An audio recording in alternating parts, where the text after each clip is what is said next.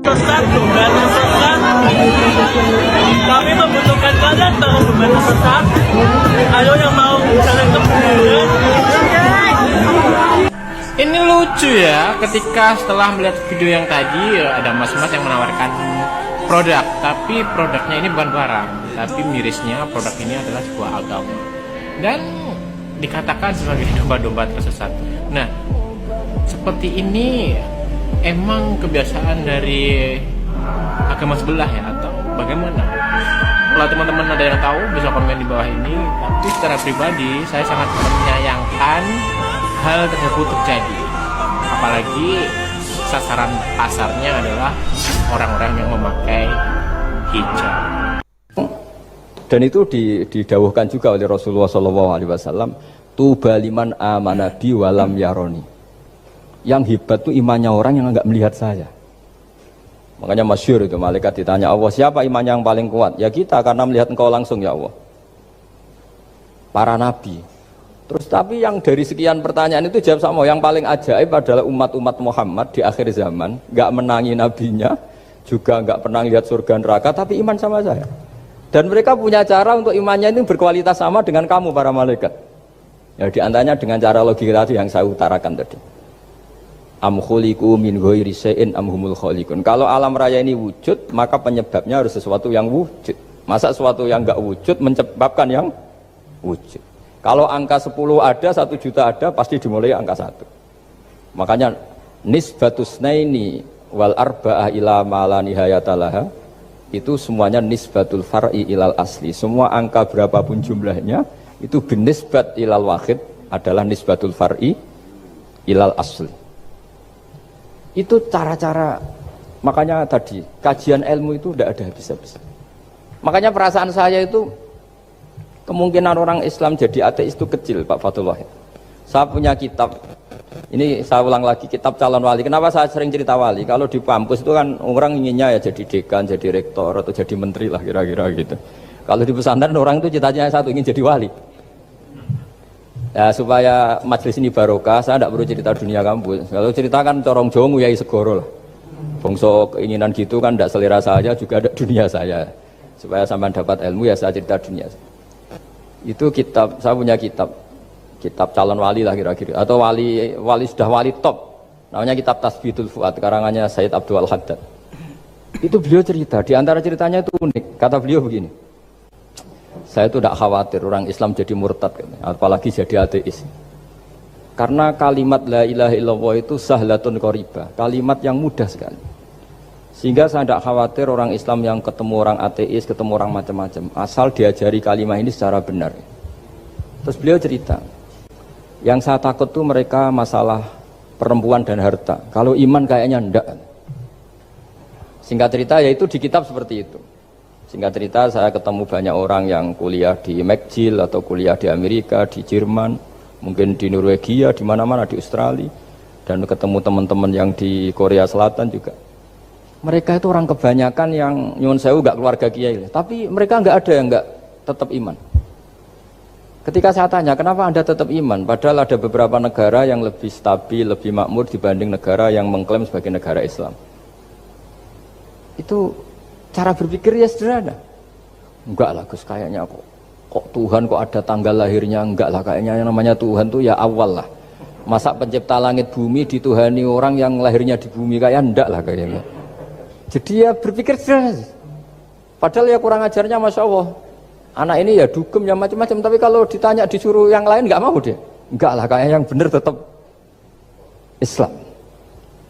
Karena kalimat ini, yaitu tadi eksistensi Tuhan, tadi eksistensi Allah itu, la ilaha illallah itu kalimatun sahlah, kalimatun qoribah, kalimah yang begitu mudah difahami. Kenapa mudah difahami? Misalnya kita ngaji, Tuhan itu siapa? Yang menciptakan langit dan bumi. Dengan misalnya perbandingan Tuhan itu siapa? Yang lahir di bumi tahun sekian. Enak mana cara kita menerima itu?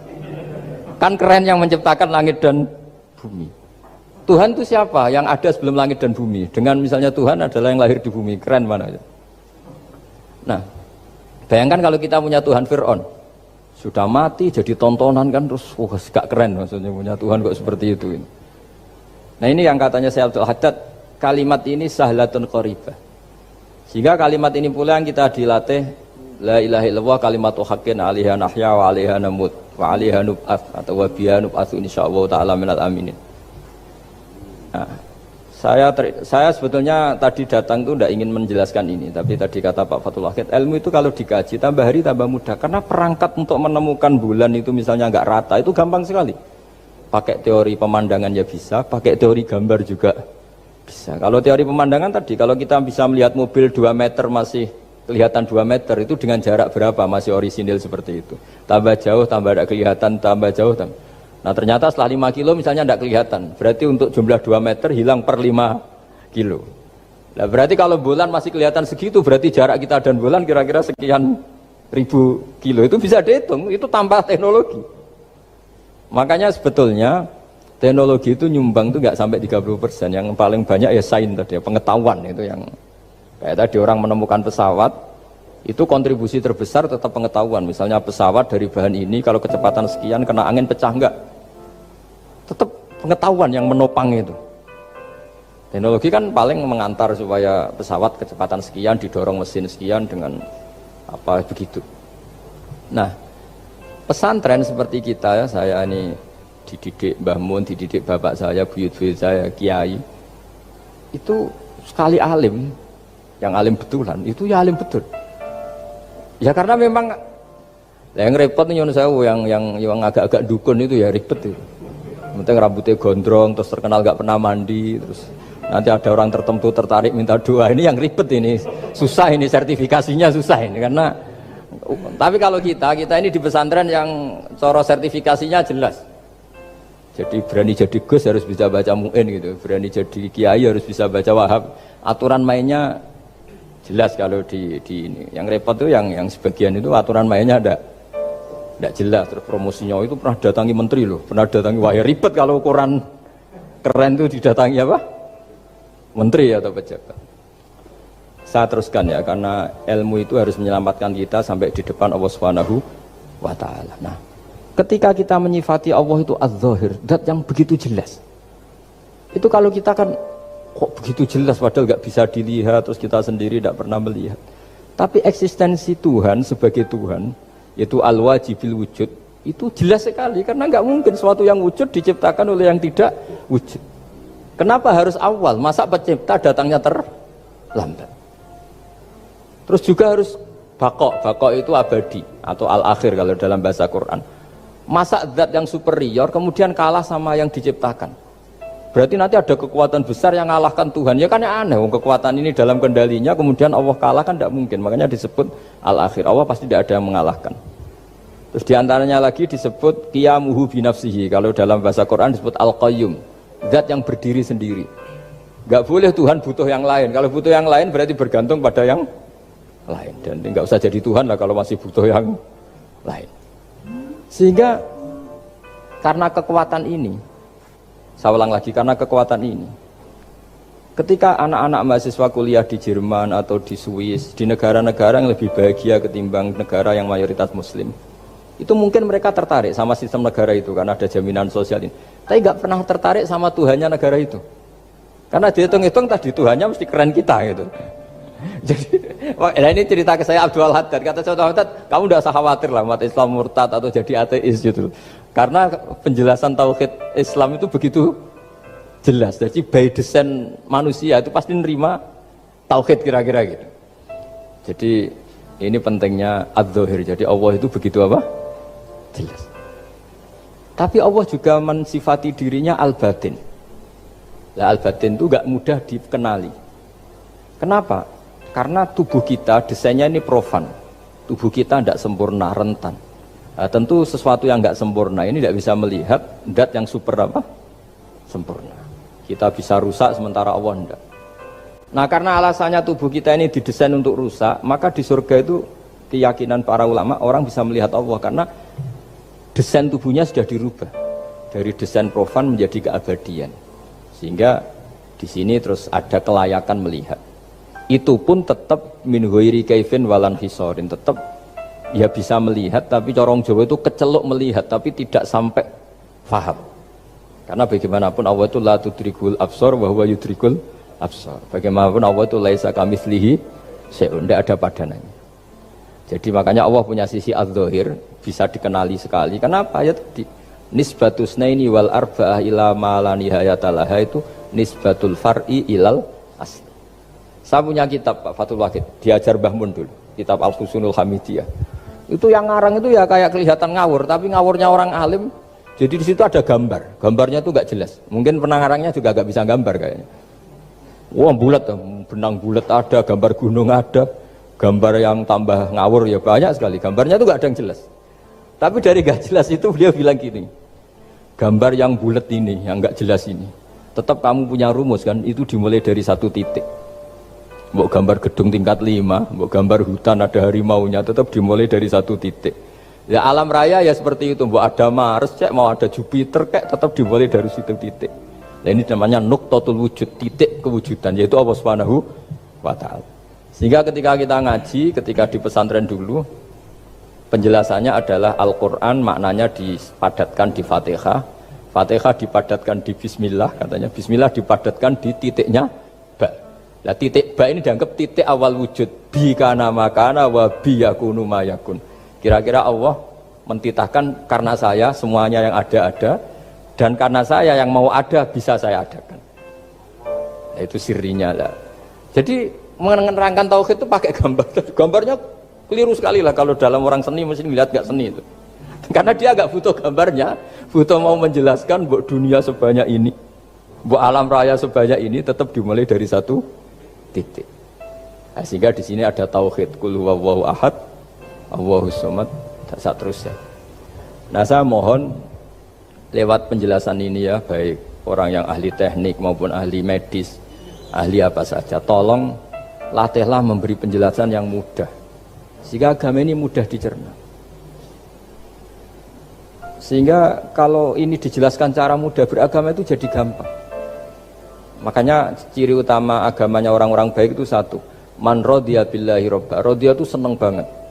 Kenapa seneng banget? Karena memang agama ini nyaman, indah. Jadi datang dengan kebenaran yang mudah dicerna. Coba kalau agama ini datang dengan cara misalnya gini, kamu harus menuhankan ini, dan kita tahu itu lahirnya di bumi, kan ada yang ganjel.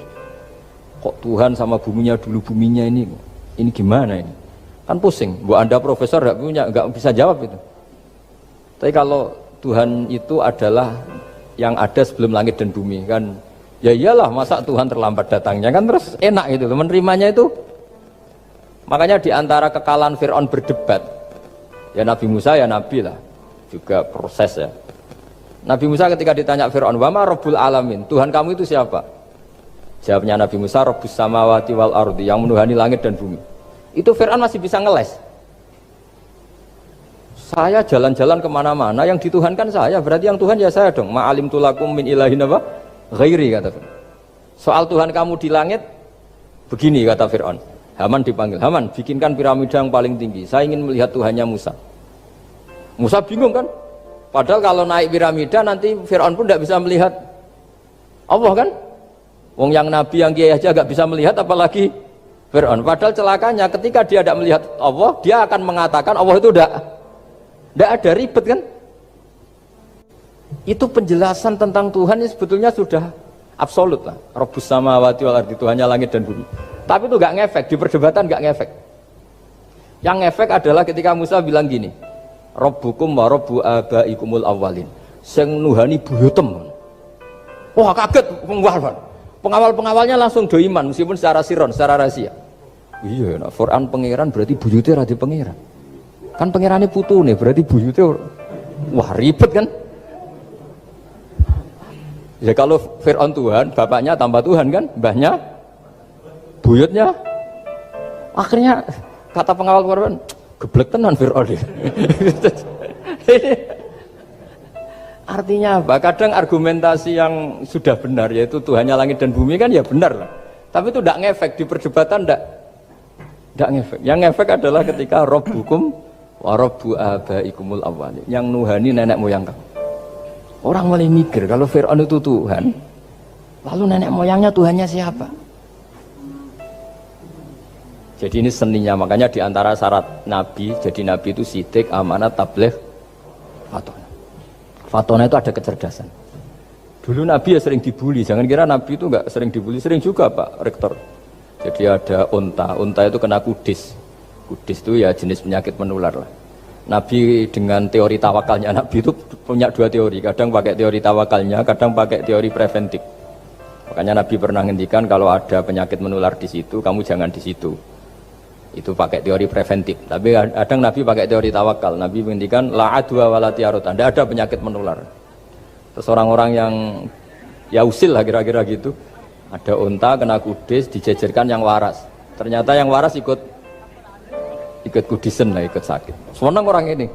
Ya Rasulullah, ini saya jejerkan ternyata yang enggak tertular jadi tertular. Padahal engkau bilang enggak ada penyakit menular. Nabi jawabnya lucu. Faman a'dal awwala. Kalau yang pertama ini tertular siapa? Dia dikira Nabi itu kalah karena melihat unta yang kedua. Ternyata Nabi enggak, ketika dipanggil ya Rasulullah ini unta agak gudikan, tak jejerkan yang kudisen, ternyata ikut kudisen. Berarti penyakit itu menular. Tapi Nabi jawabannya faman a'dal awal. Lalu yang kena penyakit pertama tertular oleh siapa? Wah itu asli dari Allah. Ya maksud saya seperti itu kata Nabi. Nah itu yang dikatakan fatona. Jadi Nabi itu harus punya sifat apa? Fatona. Karena dengan kecerdasan itu Nabi bisa berargumentasi. Kayak tadi, ketika Fir'aun dikatakan Allah yang menuhani langit dan bumi, Fir'aun masih mengklaim dia Tuhan. Karena di mana-mana dia dituhankan. Jadi ketika diingatkan bahwa kamu anak seorang manusia, punya bapak, punya kakek, punya buyut, punya canggah kalau bahasa Jawa. Lalu kalau kamu yang Tuhan, dan Tuhan dimulai Anda, lalu mbah-mbah kamu Tuhannya siapa? Gak bisa jawab kan? Akhirnya banyak punggawa yang saat itu iman. Jadi iman itu bisa menghunjam kepada siapa saja termasuk yang orang-orang topnya Fir'aun. Sehingga ketika Fir'aun rapat Musa harus dibunuh besok, tangkap besok, sebagian mereka itu membocorkan informasi itu. Datang ke Musa, tadi malam kita ikut rapat, keputusannya Anda dibunuh, maka larilah kamu. Itu barokahnya iman. Artinya ya karena logika Musa lebih masuk akal, ya mereka lebih percaya sama Musa. Tapi gara-gara profesi ya tetap kerja, dan yang mulai ribet tuh ya mulai ribet. Jadi makanya kamu jangan tanya kaifa hukmul mukmin sing yukhfi imanahu, bagaimana hukumnya orang mukmin yang menyembunyikan imannya demi aman. Ya tidak usah kamu jawab. Kalau kamu jawab boleh, ini kok kayak pecundang. Kalau kamu jawab haram, pernah terjadi itu. Wa qala rajulun mu'minum min ali fir'auna yaktumu imana. Ini khazanah ya, jadi saya mohon mengkaji Islam itu harus dengan sisi-sisi yang bisa difahami orang pinter juga orang bodoh. Kata Imam Ghazali banyak, karena hadatin itu harus difahami orang pinter juga orang bodoh. Terus contoh yang paling populer tentu sering saya utarakan masalah iddah. Iddahnya orang terceraikan itu 3 kali masa suci. Kalau menurut Abu Hanifah 3 kali masa haid. Orang pinter tahulah kalau perempuan sedang haid, menstruasi pasti sedang tidak hamil. Sehingga kalau dia sudah haid 3 kali ada kepastian tidak hamil. Kalau tidak hamil artinya apa? Nggak ada sperma dari zaut awal, suami pertama yang jadi anak dia. Padahal tujuan iddah adalah nanti kalau di hubungan suami istri sama suami kedua, jelas anaknya suami kedua. Tapi kalau andai kan tidak ada iddah kan, malam hubungan suami istri, pagi bentrok cerai, terus kawin. Kumpul suami istri lagi, terus nanti anaknya itu anaknya siapa? Kan nggak jelas.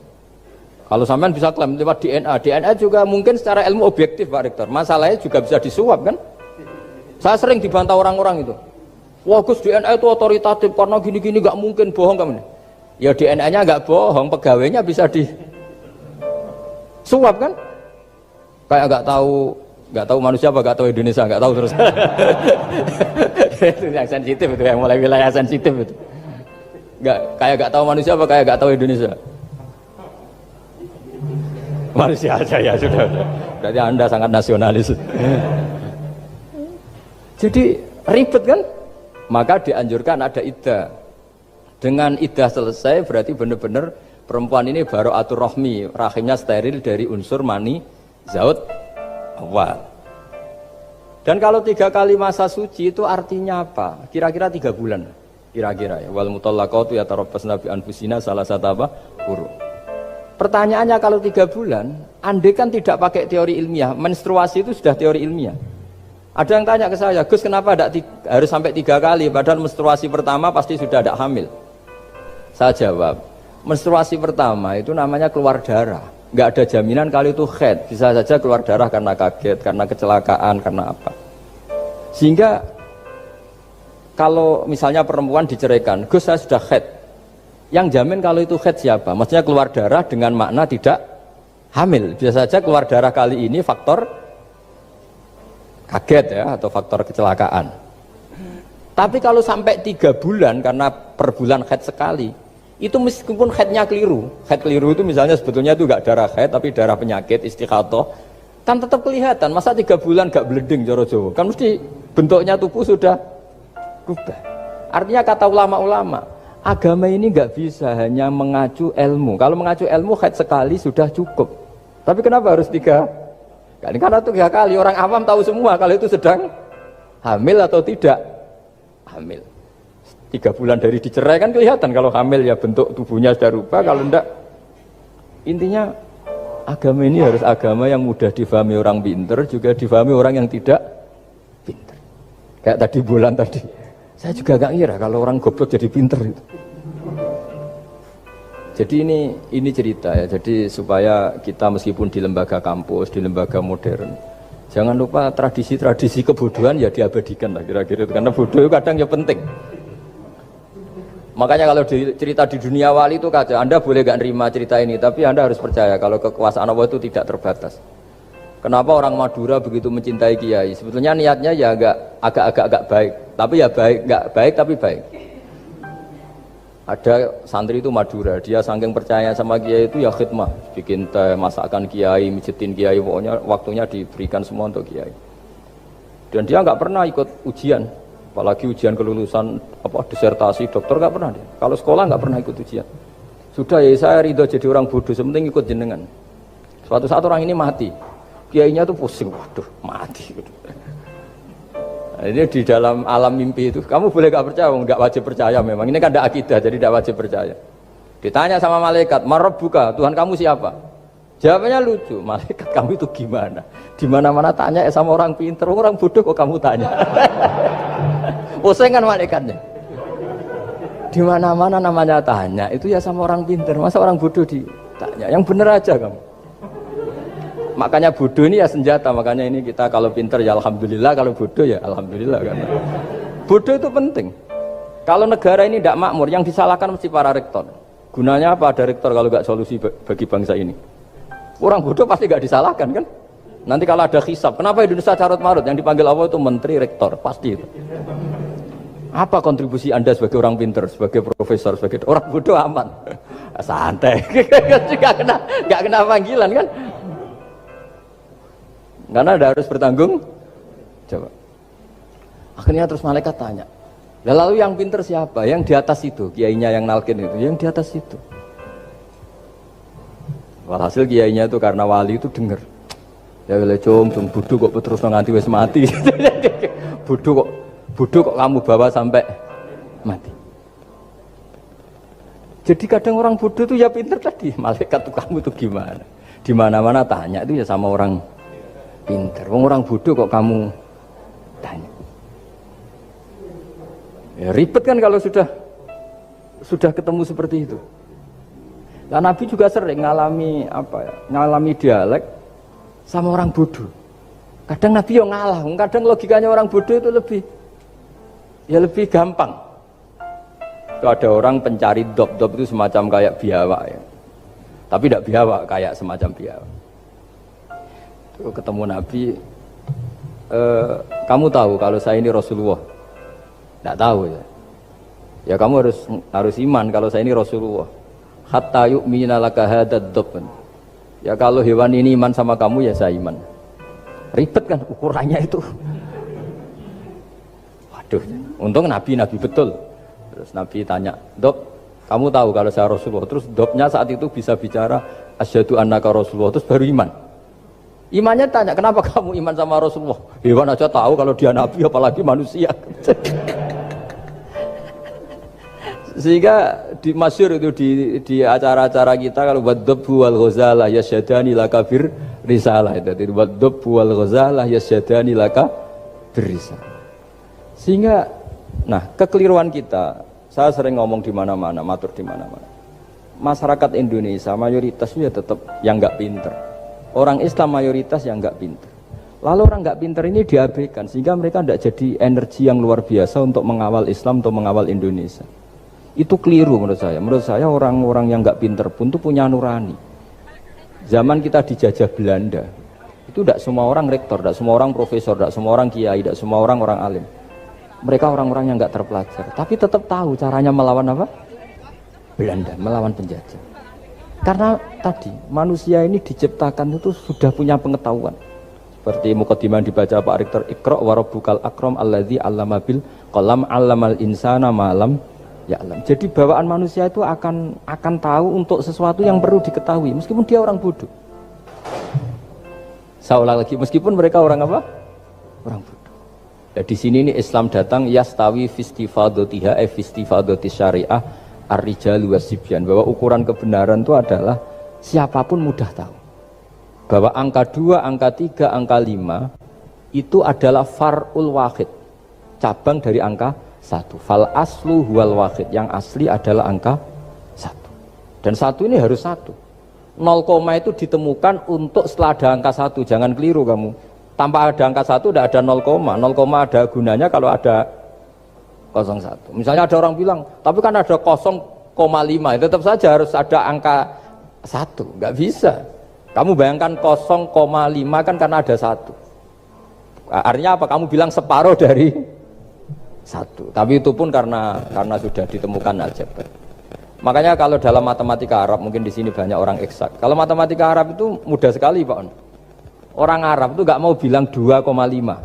Misalnya zakatnya tijarah itu 2,5. Itu kan kalau kita zaman SD kan garap porogabit.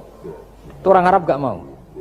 Saya pernah cepet-cepetan garap matematika, yang ahli matematika sama saya itu cepet saya. Karena saya pakai matematika bodoh. Justru itu gampang. Kalau orang Arab cara berpikir gini, kalau bilang 2,5 itu rubu'ul usur. Apa? Rubu'ul usur. Dari rubu'ul usur gini, 1/4 dari 1/10. Jadi misalnya 100 1/10-nya berapa? 10. Setelah 10 1/4-nya berapa? 2,5. Jadi bertahap, rubu'ul usur. Sehingga misalnya gitu, 1 juta kan angkanya nolnya kan 6. Kalau kamu porogapit 2,5 kan kuweselan nggih porogapit. Kalau orang Arab gampang, 1 juta 1/10-nya berapa? 100. 1/4-nya 25. Berarti 2,5-nya 1 juta 25.000. Orang Arab bilangnya rubu'ul usur. 1/4 dari 1/10. Jadi di 1/10-kan dulu baru di 1/4. Jadi lebih cepat. Sampai pakarnya tanya, Gus kok bisa gini? Wah, aku anak kiai ngawur. Saya ini, makanya banyak orang pesantren itu pintar matematika. Sebetulnya matematika model, ya sebenarnya kayak agak model bodoh itu. Tapi itu gampang, orang awam gampang. Kalau kita kan enggak, misalnya zakatnya zuruk, zakatnya tanaman itu 1/10 atau 1/20. Kalau orang Arab enggak mau 1/10 atau 1/20. Berarti kalau 100 ton atau 100 pintal berarti berapa? 10 atau 5 kan? 1/10-nya 100 berapa? 10. Kalau 1/20-nya 5. Kalau hitung-hitungan di fikih zakat orang modern kan 1/10 atau 1/20. Kalau orang Arab nggak mau bilang gitu. Zakatnya zuru itu al-usur 1/10. Berarti per 100 ton misalnya 10. Atau nisful usur, separuh dari 1/10. Jadi nggak mau bilang 1/20. Usur atau nisful usur. Gampang mana coba? Ya kan, usurnya kan 10. Kalau nisful usur 5 atau 1/20. Daripada gawe porogapit, wah seruat. Jadi kita ini yang kelihatan goblok matematikanya ya pinter juga gitu. Meskipun ya tetap goblok karena ada nekuni gitu. Sehingga di pondok itu ya dulu diajarkan faraid, falak itu ya gampang sekali karena memang hitungan Arab gitu. Kalau bilang 2/3 itu sulusani apa? Jadi 6. 2/3-nya 6 berapa? 6 sulusnya berapa? Sepertiganya 2. Nah, 1/3 itu 1/3 2 kali. Berarti berapa? 4. ya 6 itu 2/3-nya kan? Pokoknya bahasa Arabnya sulusan. Kalau orang terjemahnya berapa? Kalau orang 2 kali sepertiga, Pak. 2/3. Sulusan itu 2/3. Nah, itu kalau orang Arab bilang nggak 2/3, sulusani. Sepertiga 2 kali. Jadi 6 di sepertiga dulu 2. Nah 2 itu 2 kali. Berarti berapa? 4. Jadi itu. Nah Quran itu ya kira-kira gitu. Jadi kelihatannya goblok, tapi itu pinter itu. Yang porogabet kelihatannya pinter, tapi tidak pinter. Ukuran orang pinter yang mempermudah yang sulit. Jangan mempersulit yang mudah kan itu. Makanya saya bilang ini yang pinter yang mana itu. Nah, saya kembali lagi ke tadi. Jadi agama ini datang dengan sebegitu mudah. Sampai matematika yang katanya sulit, itu matematika Islam itu mudah sekali. Karena tadi, misalnya kalau 1 miliar zakatnya 2,5% berapa? Kan pusing kan? Tapi kalau kamu pakai teori rubul usur 1 miliar, usurnya 100 juta. Seperempatnya 25 juta. Berarti per 1 miliar. Gampang mana coba sama ngomong itu? Nanti ada yang nyeleduk, gampang kalkulator Gus. Ya ribet lagi kan kalau kalkulatornya pas hilang. Atau pas dipakai anaknya belajar daring, ribet kan HP-nya. Jadi ini cerita ya. Jadi seperti yang dikatakan Pak Rekro tadi, sebetulnya ciri utama ilmuwan atau ulama atau profesor atau dokter itu usahakanlah yang mudah itu, yang sulit itu menjadi apa? Mudah. Yuridu wa bikumul yusra wa la yuridu bikumul usra. Sehingga kata Imam Alamudi, dia menjadi wali besar itu justru karena belajar tauhid. Yang dari belajar matematika tadi, dari matematika dia tahu bahwa angka berapapun jumlahnya itu binisbat ilal wahid, itu semuanya nisbatul far'i ilal asli. Semua itu cabang dari satu.